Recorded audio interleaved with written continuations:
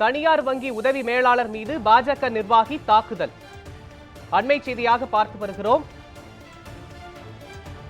தனியார் வங்கி உதவி மேலாளர் மீது பாஜக நிர்வாகிகள் தாக்குதல் நடத்தியிருக்கின்றனர்.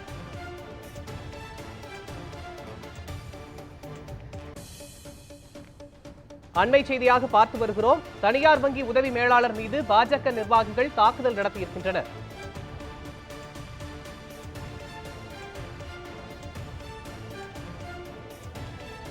வங்கி உதவி மேலாளர் பிரதீப் மீது பாஜக நிர்வாகி அபிலேஷ் சரமாரியாக தாக்குதல் நடத்திய சிசிடிவி காட்சிகள் வெளியாகியிருக்கின்றன. அண்மை செய்தியாக பார்த்து வருகிறோம். ஏடிஎம் இயந்திரத்தை சர்வீஸ் செய்வதால் தற்போது பணம் எடுக்க இயலாது என கூறியதால் ஆத்திரம். இது பற்றிய முழுமையான விவரங்களை வழங்குவதற்காக நமது செய்தியாளர் தமிழன் இணைப்பில் இணைகிறார். தமிழன் வணக்கம். முழுமையான விவரங்கள் என்ன, பதிவு பண்ணுங்க.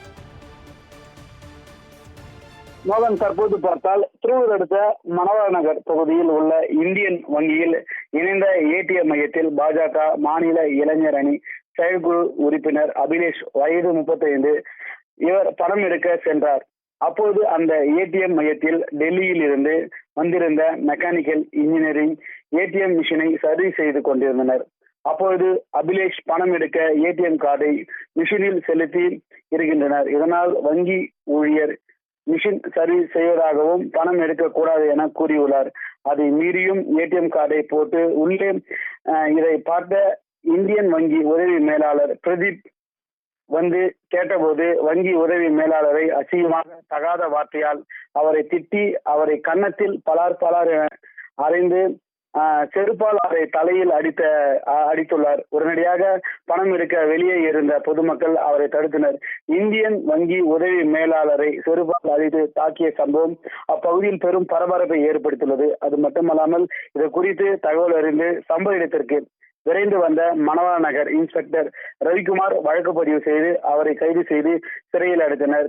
இந்த சிசிடிவி வீடியோ ஆனது நியூஸ் 7 தமிழ் தொலைக்காட்சி முதலில் வெளியிட்டுள்ளது. அது மட்டுமல்லாமல் அதை நேரடியில் தற்போது நம்ம பார்த்து கொண்டிருக்கிறோம். அது மட்டுமல்லாமல் அரசியல்வாதிகள் அரசு ஊழியர்களை தாக்குவது அதிகமாக காணப்பட்டு வருவதாக கூறப்படுகிறது.